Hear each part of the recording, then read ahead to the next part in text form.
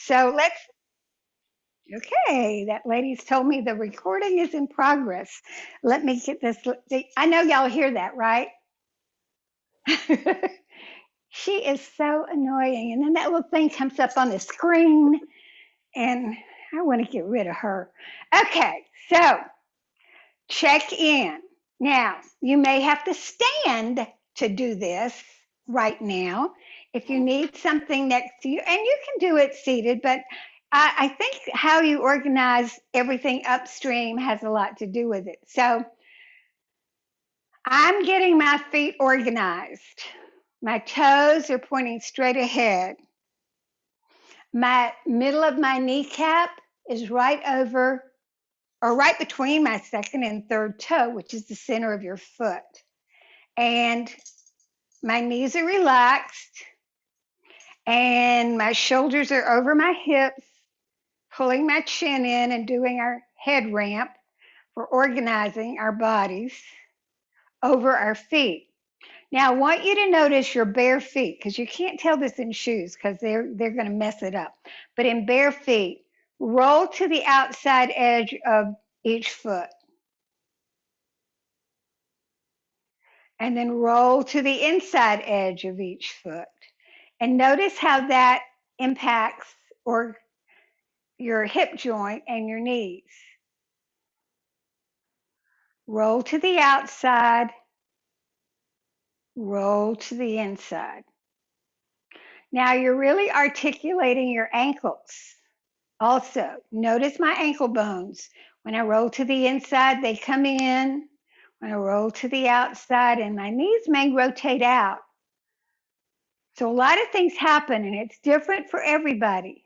Now come back to neutral and roll to the balls of your feet, not your toes, but the pads, and notice where the weight falls. And then roll back to the heel. Woo, that one's tricky because I could fall backwards and you have this natural reflex. Roll forward and let your toes spread out. And relax them like they're tentacles spreading out. And then roll back. Now roll around in a circle. So touching all those points on your feet. It's your feet. It's your hips are just going along for the ride, but you're getting some movement in your ankles and all of those joints in your feet, and you'll feel them. Go slow enough so you can have that sensory awareness. The message has to go from your feet to your brain. That's a long way. And it's a rocky road in my case. All right, so go the other way. And there you go. And you feel that. So just doing that, you've loosened up some of that myofascial tissue and opened up some of the joints. I might have to get this a little bit closer so I can see it. So I'm going to have to do some eye exercises. All right, so here's what we're going to do with our little super ball. And you can do this seated, but there's a little more weight on it if you do it standing. We're going to roll from the heel through the arch, back and forth, forward and back. And you don't have to put a lot of weight on it. If you put too much weight and it hurts, your body's going to get tense and draw up. We just want to put enough weight on that tennis ball or whatever it is you're using. The smaller the ball, the more it gets into the crevices. Tennis ball is bigger than this one, so it would not get into as many crevices, but that's a good way to start. All right, so for 1 minute, you're going to go forward and back on that foot. I won't take 1 minute because that takes a lot of my time. And then next, you're going to go through the pad of the foot from the bottom of the pad of the little toe. You know what I'm talking about, the pad, and to the pad of the big toe, and back and forth. And I feel all this crunchy stuff That's probably that myofascial tissue that's gotten hardened up. And you're going to do that. Back and forth. Be sure you go to under the little toe. It might slip out. You can do this when you're sitting down. And then put that foot down next to the other one and notice how it feels. Now, the fact that you're noticing how it feels stimulates your brain to recognize and be more aware. Oh, that feels different than the other side. You don't have to give words to the different. You can, but that kind of locks in. Okay, let's go to the other foot. So the other leg is straight ahead, and you're going to go, I'll turn sideways so you can see, from the heel, through the middle, forward and back. And I'm going to do about 8 or 10, because that's about how many I did on the other side, but I want you to do this for a minute. If you can do this whole routine, every day, a couple of times during the day when you're sitting, then that's really good. Now you got to have your shoes off, even your socks, forward and back, to right at the base of your toes, right through there. And then you're going to go side to side. So be sure this foot is not doing something funky. Keep it forward. Your knee is right in line with your toe over here. And you're going across the pad of the foot from the little toe to the big toe. Kind of underneath the toes, Very often we put our feet in shoes that don't allow our toes to move and spread out. Well, of course, most shoes don't allow our toes to spread out, but they need to. Back and forth. And you'll feel crunchy stuff. Don't worry about it. You're not breaking any bones. That's myofascial tissue for the most part. And like corns and things like that, that is that fascia, or it's like skin that hardens up, or the connective tissue that hardens up. All right, put that foot down. And you probably have a little bit better sensation. But the more you do it, the more you're going to have a relaxed foot. And it's going to spread out. Your toes will spread out a little bit. You'll drop down a little bit into your base. So when you take a step and you're walking along, you have more to work with in your foot. You have more flexibility and strength to walk without falling. You also have more sensory awareness, unless you step on that ball and start rolling. So you've stimulated the nerve endings, and you feel the floor or the ground beneath you. It's a good idea to walk on different types of surfaces, because that is novel to your brain. It's not the same old, same old. And we know that the brain needs that novelty to not get complacent. So walking forward and back and letting your foot stretch out when you do, and your toes bend. And then when you go backwards, you're of course just doing the reverse, but that is very good. Walking backwards is good for your balance, but be in a safe place. If I didn't have this camera right here, I would be running into something back here like that table. Okay, come back to the front and focus on the tripod of your foot. I have a tripod that I use for one of my classes, if I can get it out of here without tearing everything up. Tripod. Okay, you don't need a tripod, but you know what a tripod looks like, and it's a very strong structure, more so than a square. So your foot is a tripod with the heel bone here being a solid bone that connects to your sit bone in your pelvis, both from nerves and muscles. And your sit bones are like the heel of your pelvis, of this part of your body and up. But it all starts down here.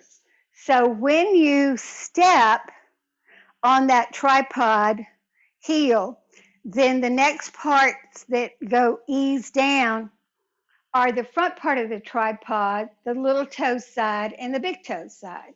So here we have heel, big toe side, little toe side. And that's the tripod of the foot. What I want you to think about just standing there, and it's a good idea to be standing just for a moment for this, is 50% of this is going to be not good math. 50% of the weight over here, 50% of the weight over here, and then 50% of the weight on the forward part and 50% of the weight on the hind part. I know that doesn't add up right, but laterally 50-50, big toe to little toe, 50%, 50%. Front and back, pad of the foot 50, heel of the foot 50.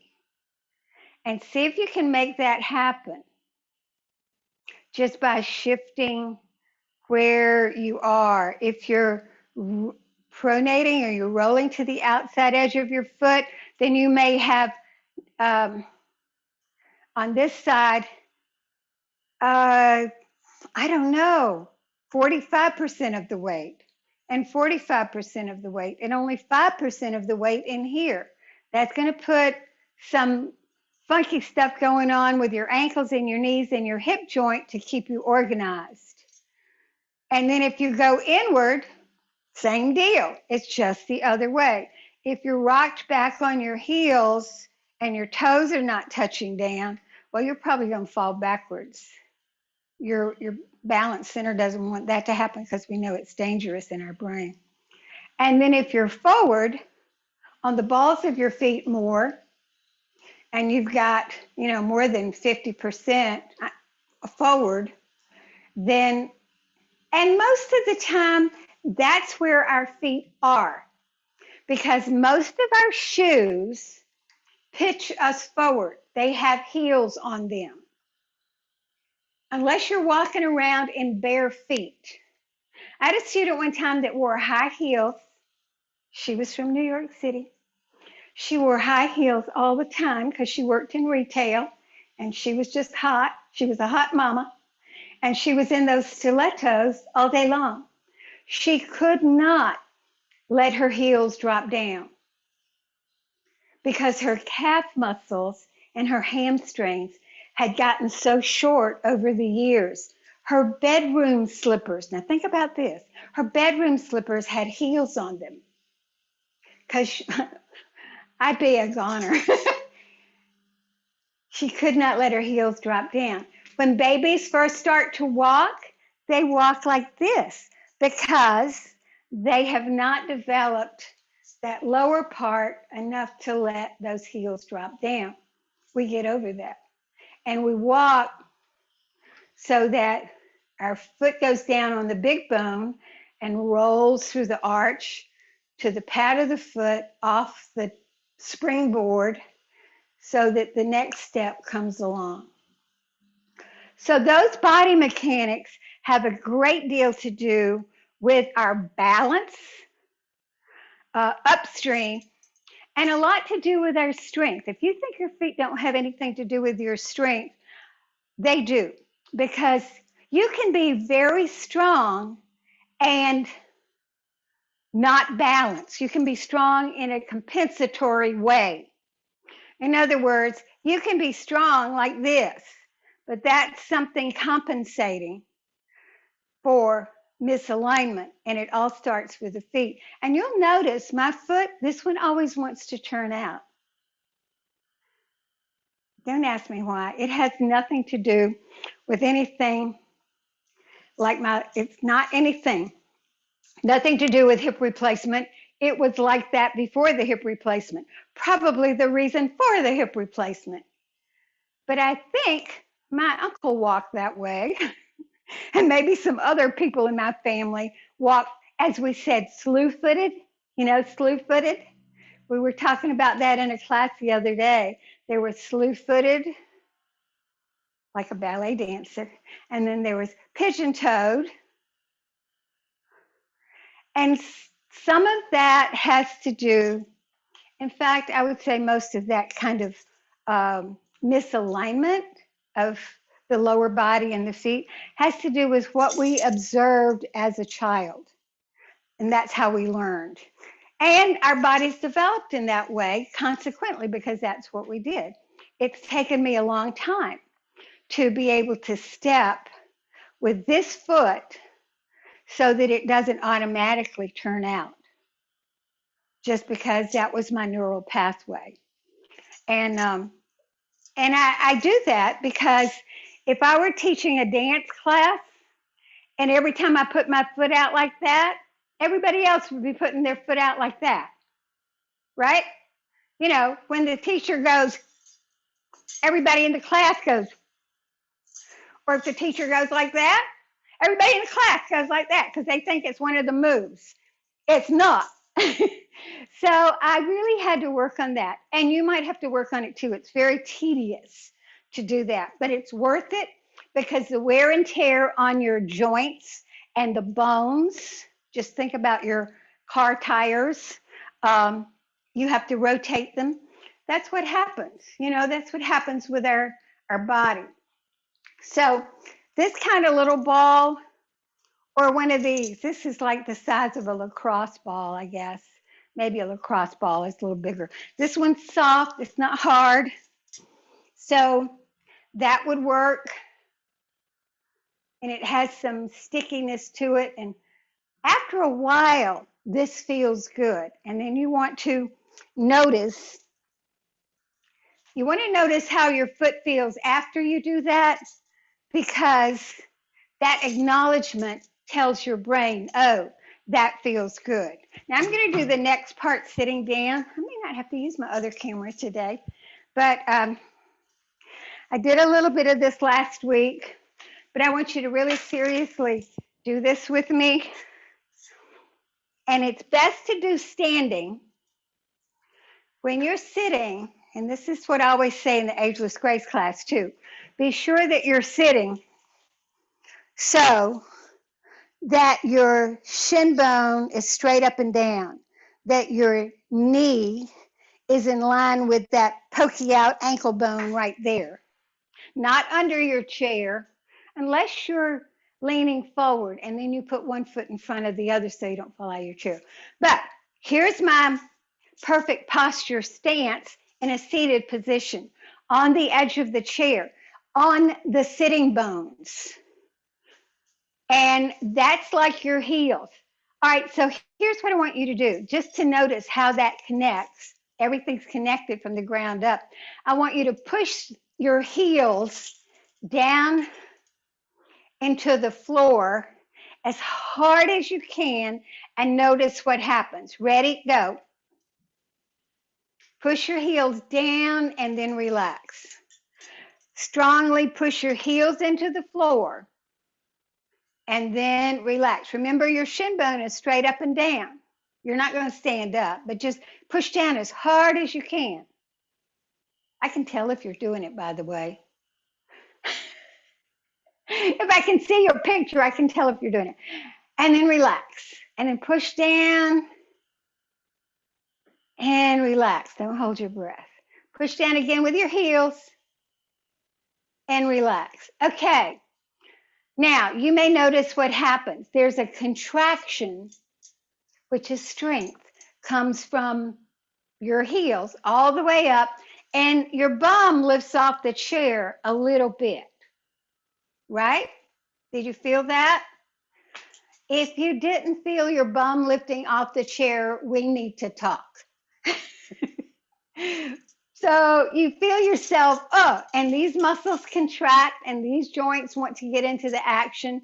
But if these joints go like that or they go like that, when you start to stand up, just because you're overcompensating or your feet are like that, then you are strengthening things in a way that's going to be detrimental to your joints and your bony structure.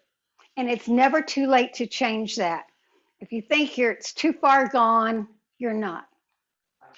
So you should feel a little lift up, and you should feel a contraction right in here where your sit bones are. That's the heel connected to the sit bones. So that's important to recognize those connections from the ground up. Now, while you're sitting, I want you to, on your right foot, lift your big toe. Don't look at me. Look at your big toe on your right foot. Talk to it. Now, you may have to yell at it and say, hey, wake up, big toe. Get up, get up. Get your brain working on that big toe. Lift the big toe. Oh, it's not happening. I think my big toe on my right foot is totally asleep. Lift your big toe. You lifting your big toe, Jean?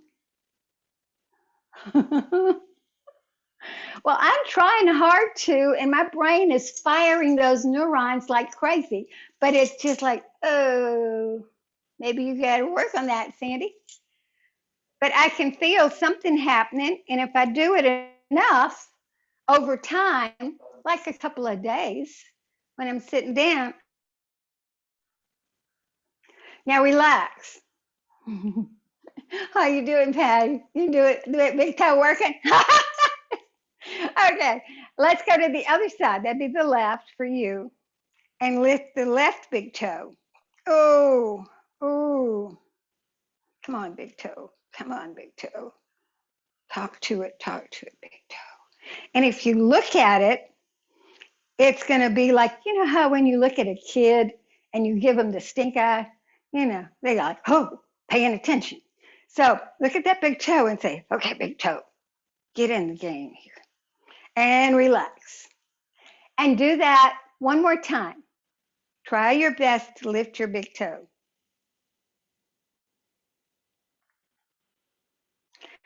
Now you may find that standing, it's a little bit easier to lift your big toe or not.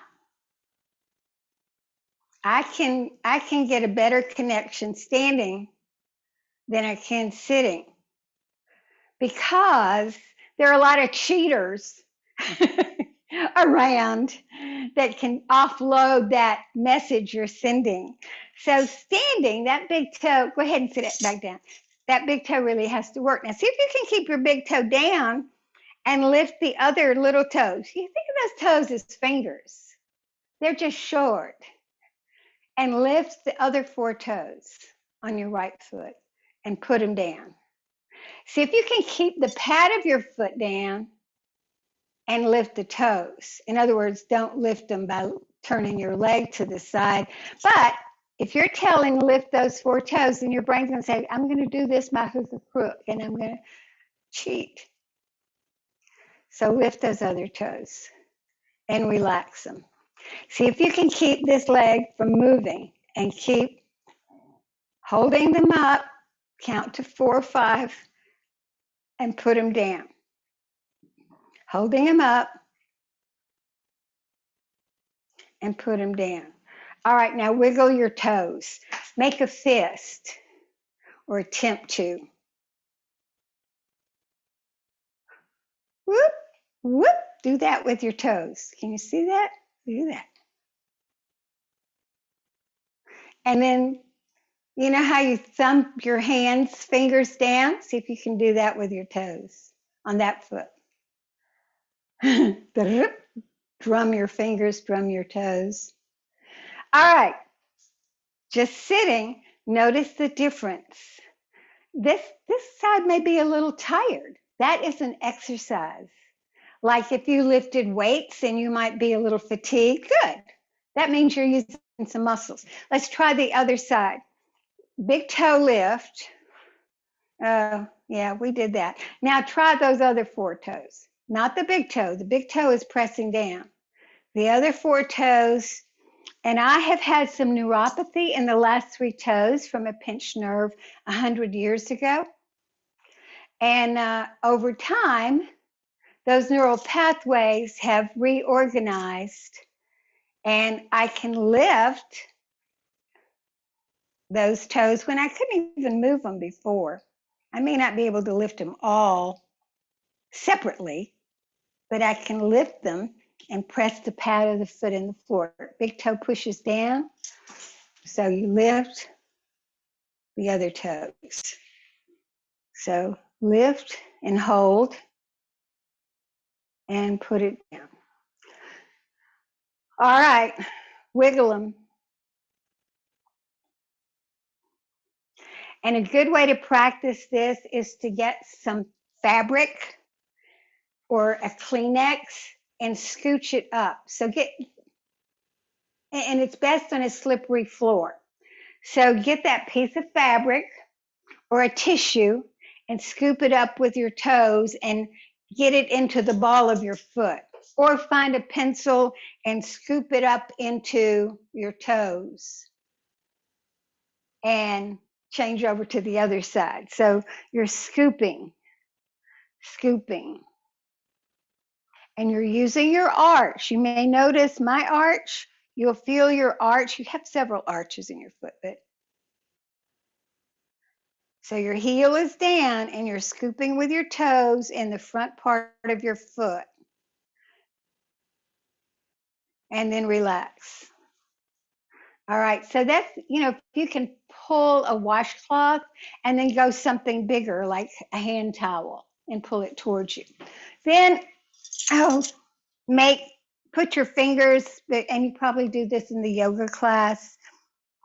There are things that you can buy to put between your toes. Well, you can go to the nail salon and put your fingers between your toes. My toes are all squished together, so it's really not easy for me. And what I want to do is hold on to them and make a fist. So my toes are squeezing, and my fingers are squeezing.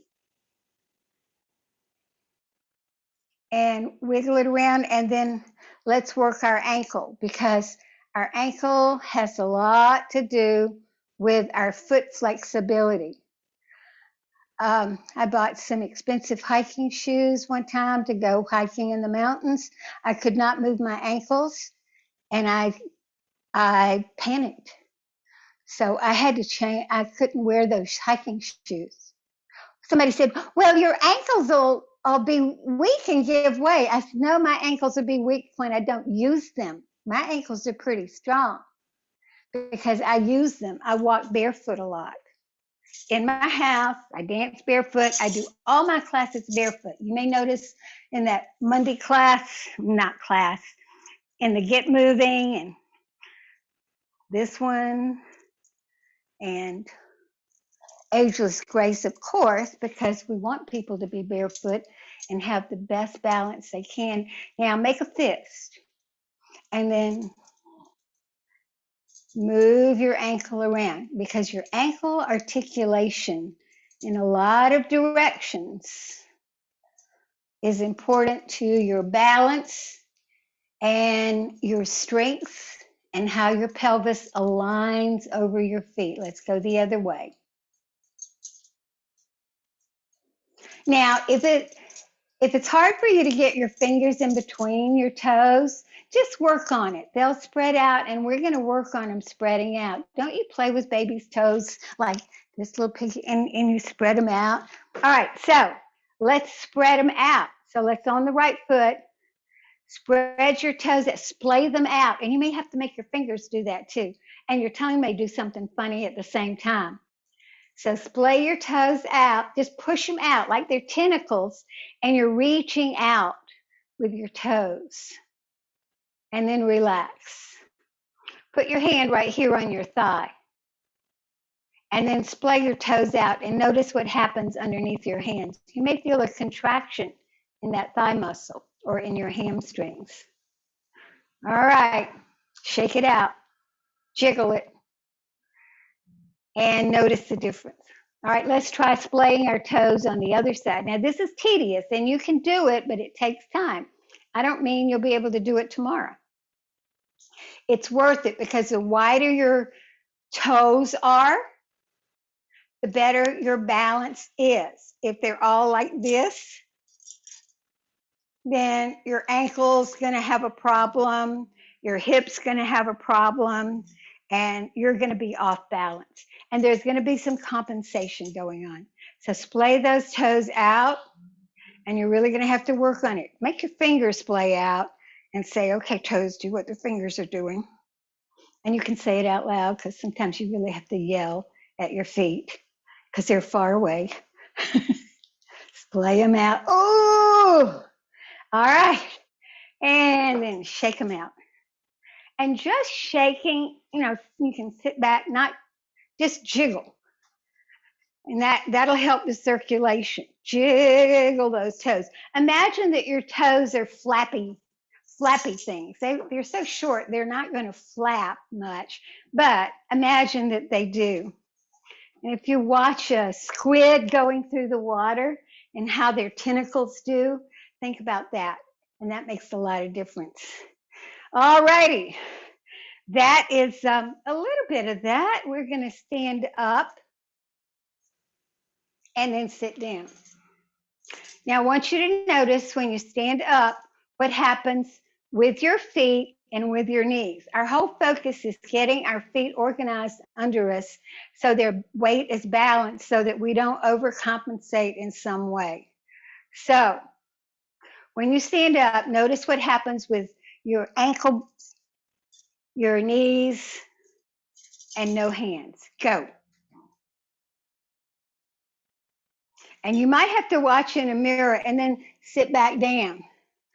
So if your knees come inward, it means your body's trying to find balance here. If they go outward, it means you're trying to find balance.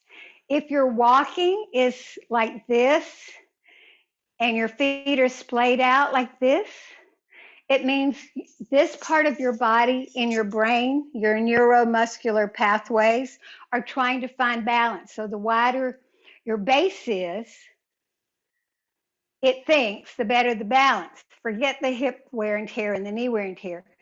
Here is our walking path, like train tracks. And if you are balanced on your foot, if you have a corn on, let's say you have a bunion, and I've had bunions and I've had surgery. So I walked like this without my big toe hardly touching. And so when I walked, my weight went in the wrong place. But if I can walk through my whole foot and use my ankle,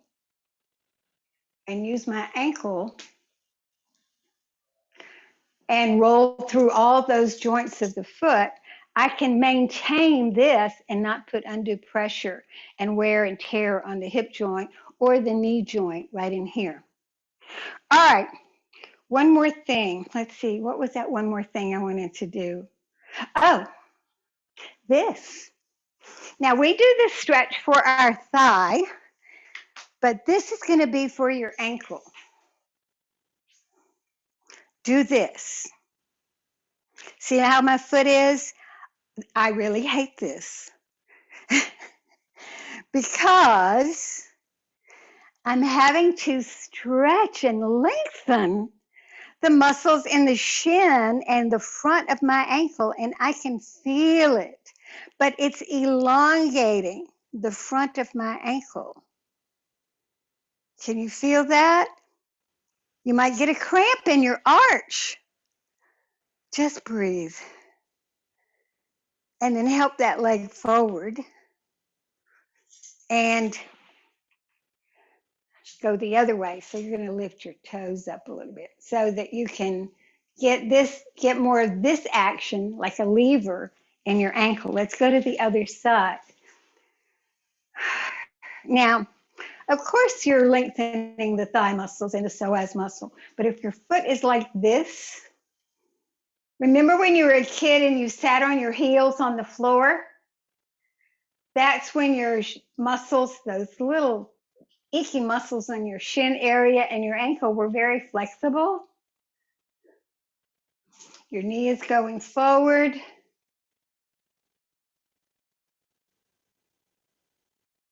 And if you drag it, you can feel, oh, Oh, I just love this. But breathe. And hold that position and make it, tweak it, as I say. Um, and you will have more flexibility. There's also flexibility in your ankle side to side, but it comes from your foot. So the foot and ankle. If you have plantar fasciitis, well, that's you want to lengthen that fascia and stretch it out. And here's the way. I'm going to use my half dome, a gigantic half dome. I love it. Thanks to Bill and Gail.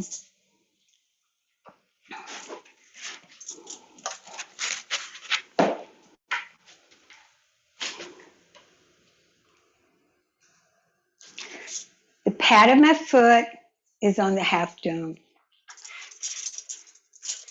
I'm not leaning over the chair, but I am going to take my knee towards the chair. Just try this. So you're bending your knee towards the chair. Keep your chin pulled in and just breathe. Feel how your weight is falling from the ball of the big toe to the little toe. See if you can make it 50-50. Mine wants to roll to the ball of the little toe. Stretch out. Lean that knee forward. Bend the knee a little bit more.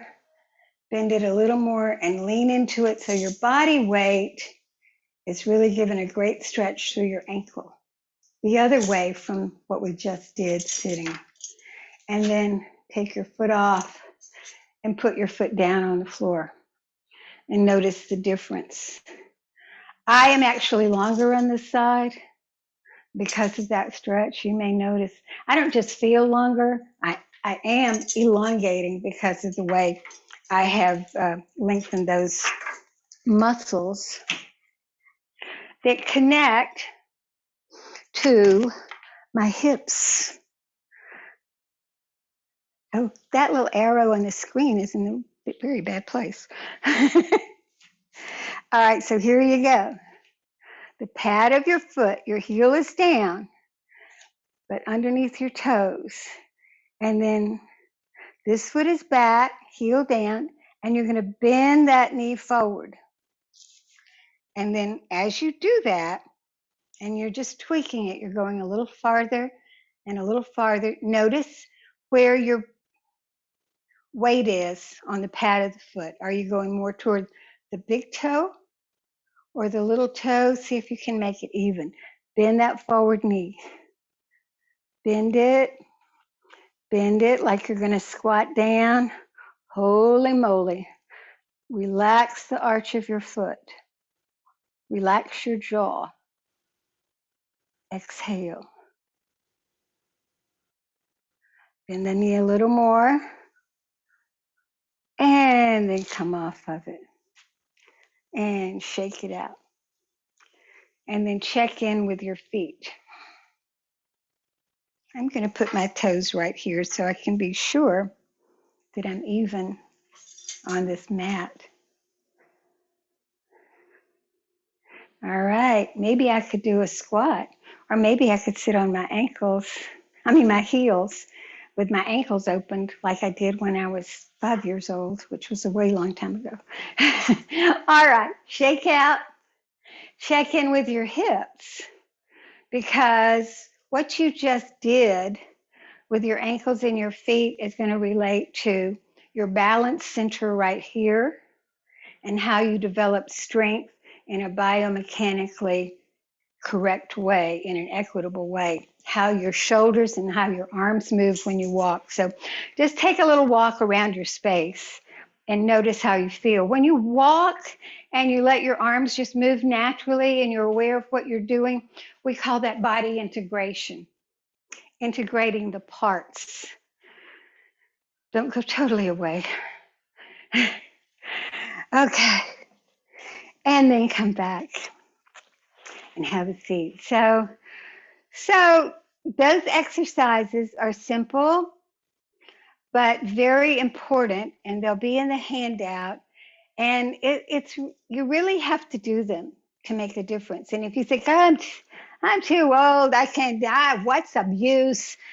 Don't be that way. You want to live every minute of your life and enjoy it without pain in any part of your body. But remember, it all does begin with your feet and it works its way upstream. So if you have a crooked shoulder or you've leaned to the side or you tend to drop to the side, check out your feet. Notice, be aware. It's not about judging. It's just about being aware of how you do what you do because this is the body that we have and we can make the best of it because where else are you going to live? So that's it. Have a great weekend, and I will see you next week. We'll be halfway through the month of June by then. Who knew? And if you have any questions, my email will be on the handout. Send me your questions and I'll answer them. Or if we can turn the recording off, but if you want to ask me a question now, I'm happy for you to do that. You can unmute yourself if you want to do that.